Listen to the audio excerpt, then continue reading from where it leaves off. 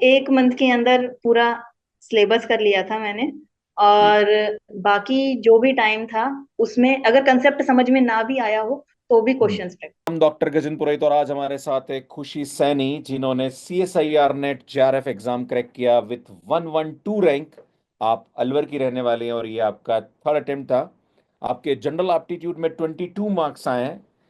थोड़ी सी कंडीशन मतलब चैलेंजिंग थी और इन्होंने काफ़ी सारी प्रॉब्लम का सामना किया और इस एग्ज़ाम की तैयारी करी। कहीं ना कहीं फाइनेंशियल कंडीशन बहुत बड़ा रोल प्ले करती लाइफ में। और आपके फादर भी नहीं है, आप सबसे बड़ी हैं घर में और काफ़ी लाइक रेस्पॉन्सिबिलिटीज आपके ऊपर हैं। तो आज हम इनसे इनकी जर्नी जानने की कोशिश करेंगे और जो भी स्टूडेंट CSIR नेट की तैयारी करना चाह रहे हैं, मुझे लगता है कि इनकी जर्नी से कुछ ना कुछ ज़रूर सीखेंगे। तो खुशी, आपका बहुत बहुत स्वागत है। अपने बारे में थोड़ा बताइए। सर, मेरा नाम खुशी सैनी है। मैं अलवर राजस्थान से बिलोंग करती हूँ। मेरी बीएससी राजर्षि गवर्नमेंट कॉलेज अलवर से हुई है एंड मास्टर्स मेरी सेंट्रल यूनिवर्सिटी ऑफ हरियाणा से हुई है। लास्ट मास्टर्स के लास्ट सेम में मैंने ट्रायल के लिए ही एग्जाम दिया था नेट का। जी। उसके बाद मैंने प्रिपरेशन की सोची थी। जी। उसके बाद जब मैंने एग्जाम दिया तो मेरे 35 मार्क्स आए थे। तब मैं डिमोटिवेट हो गई थी। उसके बाद मैंने 6 to 8 मंथ जॉब भी किया है। फिर जी। इस बार का यही सोचा था, लास्ट या तो फर्स्ट और लास्ट यही है। और इसमें हो गया। हाँ, आइडिया नहीं था। ये आपका थर्ड अटेम्प्ट था आई थिंक ना। Yes sir. अच्छा, फर्स्ट एक ट्रायल था। अच्छा, फर्स्ट ट्रायल था, सेकंड में 35 नंबर आए हाँ, और उसमें थर्ड मैं में फिर पढ़ी ही। आपके ये। अच्छा। हाँ, सेकंड में मैंने पढ़ा था बट हुआ नहीं जी। कुछ भी, और 35 मार्क्स ही आए थे बस। खुशी, आप जिस तरह से आप बता रही हैं कि आपने जॉब भी ज्वाइन किया और जॉब के साथ फिर मुझे लगता है आपने बीएड भी किया है। आप बता रही थी कि शायद आप बीएड भी हैं। ये सर मेरा तो बीएड चल रहा है, फाइनल ईयर है। अभी बीएड फाइनल ईयर है ना, तो आप जॉब भी कर रही हैं Yes. साथ में। शायद आप बता रही थी कि आपके फादर भी नहीं है तो आपको कहीं ना कहीं थोड़ा सा ट्यूशंस भी लेना पड़ता है। तो जब मैं बच्चों को पढ़ाता हूँ ना, तो एक बच्चे मतलब बोलते रहते हैं कि सर हमारे पास टाइम नहीं मिलता है, हम तैयारी कैसे करें। सर मैं कॉलेज में BSc कर MSc कर रहा हूँ सर, मेरे पास टाइम मिलता है। तो how you manage the time, क्योंकि आपके पास लाइक आप बीएड कर रही हैं, आप होम ट्यूशंस भी ले रही हैं, साथ में आपने नेट एग्जाम की तैयारी भी करी, तो कैसे आपने चीज़ों को ये मैनेज किया। 2 से 3 मंथ दिया है खुद को, उसमें मैंने कुछ भी नहीं किया, बाकी प्रॉपर उसी को। अच्छा। और बाकी घर के काम वगैरह रहता था, जैसे ही टाइम मिलता बस वो उसी अच्छा, में। घर के काम भी करने पड़ते हैं। ओके। सो खुशी, मैं एक चीज़ और पूछना चाहूँगा आपसे कि जब आप लाइक पढ़ रही थी तो क्या जो लाइक कहीं ना कहीं कंटेंट बहुत बड़ा चैलेंजिंग होता है स्टूडेंट्स को, क्योंकि एक सही अगर कंटेंट मिल जाता है तो बच्चों के लिए थोड़ा हेल्प हो जाती है। तो आपने कैसे पढ़ाई करी, थोड़ा हम्म। अपनी पढ़ाई के बारे में बताइए कि कैसे आपने प्रिपरेशन करी। मैंने कुछ नहीं, बस एक बार ओवर क्रैश कोर्स में जो ऊपर ऊपर से बताते हैं जी। वही किया बस। उसके बाद डायरेक्ट प्रैक्टिस, क्वेश्चन प्रैक्टिस। अच्छा, क्वेश्चन प्रैक्टिस। और क्वेश्चन प्रैक्टिस पे आपने कोई हमारा लाइक क्लासेस व्लासेस कुछ कॉम्बैट सीरीज आपने कुछ पढ़ाई करी, क्लासेस कुछ क्वेश्चंस किए हमारे, या लाइक आप कहाँ से हाँ, पढ़ती थी। उसमें कॉम्प्लेक्स सीरीज के क्वेश्चंस किए थे। बाकी जो हम्म। क्वेश्चंस कराते थे आप वो डायरेक्ट। अच्छा, ठीक है। आपको क्या लगता है कि कोई भी स्टूडेंट अगर CSIR नेट की तैयारी कर रहा है तो उसको क्या करना चाहिए कि यार ये तरीका है, इस तरीके से आप करोगे तो आपका भी हो जाएगा। आपको क्या 3 से 4 टिप्स आप जो स्टूडेंट्स देना चाहते हैं उनके लिए, क्या आपकी टिप्स रहेंगी। एक मंथ के अंदर पूरा सिलेबस कर लिया था मैंने। जी। और बाकी जो भी टाइम था उसमें अगर कंसेप्ट समझ में ना भी आया हो तो भी हम्म। Questions practice. अच्छा, कोचेस समझ आए तो भी लगाना है क्वेश्चन। पहले एक बार पढ़ लिया ऊपर से, इतना समझ आ जी। जाता है कि क्या है उसमें। बाकी जब क्वेश्चन करते हैं, उसको अप्लाई करते हैं, वो धीरे धीरे समझ आने लग जाता है, उससे अंडरस्टैंडिंग होने लग जाती है।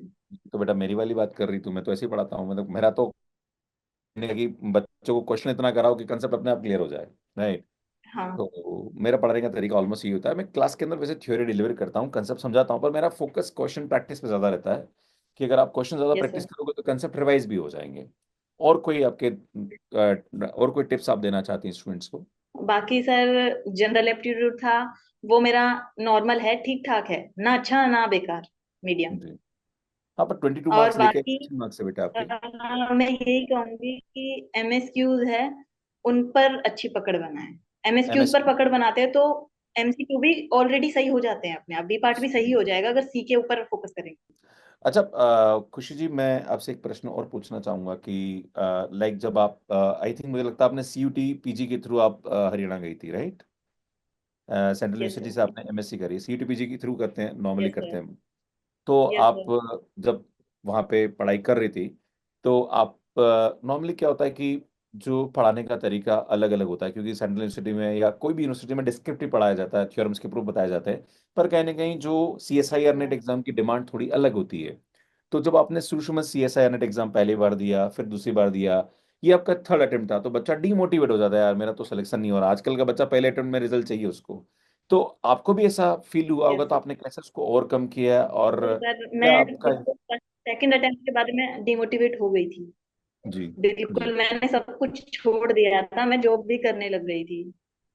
बाकी बस मुझे समझाया कि एक बार ट्राई कर ले, अपनी फील्ड से मत भाग, हाँ हाँ हाँ। अपनी फील्ड में वापस जा, एक बार ट्राई करके देख ले बस। अच्छा। फिर फर्स्ट लास्ट करके देख लिया है। फर्स्ट और लास्ट करके देख लिया, हो गया उसमें। Very good.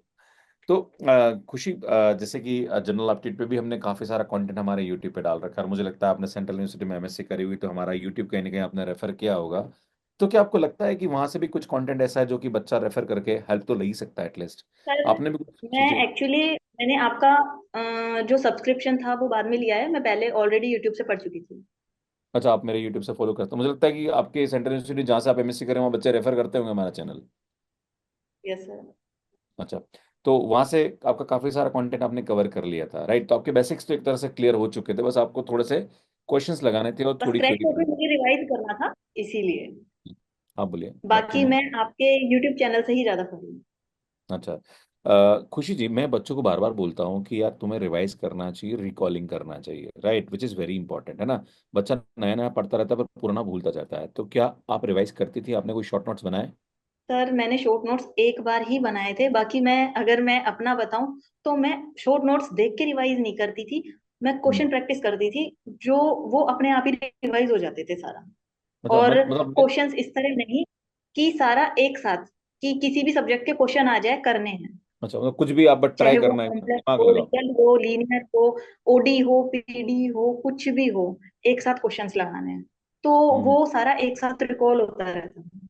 ठीक है। तो खुशी, जब आप नेट एग्जाम की तैयारी कर रही थी, लाइक कहीं ना कहीं जब आप पढ़ रहे होते हैं, तो एक टाइम पे आता है कंटेंट को लेके थोड़ा सा बच्चा परेशान रहता है कि यार, मतलब नॉर्मली स्टूडेंट्स का रहता है कि कभी उससे पढ़ रहे हैं, कभी इसके नोट्स पढ़ रहे हैं, कभी उसके नोट्स पढ़ रहे हैं, कभी कोई किताबों की पीडीएफ खोल रहे हैं, कभी ये कर रहे हैं। क्या आपने कोई ऐसे नोट्स रेफर किए हैं? क्या आपने कुछ ऐसा रेफर किया है, या आपने कोई दिमाग नहीं लगा, बस आपने खाली पढ़ना चालू कर दिया? नहीं सर, जो आपने पढ़ाया वो सिर्फ उसके शॉर्ट नोट्स बनाए, बाकी क्वेश्चंस बस। बाकी क्वेश्चंस लगाया, ज्यादा कहीं इधर उधर दिमाग नहीं लगाया। ठीक है। नहीं। सो खुशी जी, आप, मुझे लगता है कि आप बता भी रहे थे कि सर आपको आरपीएससी सेकंड ग्रेड एग्जाम के लिए आप तैयारी करना चाह रही है। I think RPSC first grade भी आपने भरा है बेटा फॉर्म? नो सर, मैं फर्स्ट ग्रेड का रह गया था मुझसे एक्चुअली। करेगा। लास्ट डेट उसकी निकल गई। हाँ, आरपीएससी सेकंड ग्रेड पे हमने काफ़ी अच्छा काम चालू किया, और काफ़ी स्टूडेंट्स हैं लगभग हमारे पास, मतलब ये कि हमने 6 महीने में कोर्स स्टार्ट किया, और 6 महीने में हमारे पास राजस्थान का बहुत ज़्यादा नंबर अभी है जो हमसे तैयारी कर रहा है। और बेटा, जो तुम कह रही हो ना, मैं उस पर काम करता हूँ, क्योंकि मल्टीपल चॉइस को लगाना कैसे और शॉर्ट ट्रिक कैसे अप्लाई करना है वो मैं सिखाता हूँ बच्चों को, और वो ज़रूरत भी है आरपीएससी सेकंड ग्रेड एग्जाम की।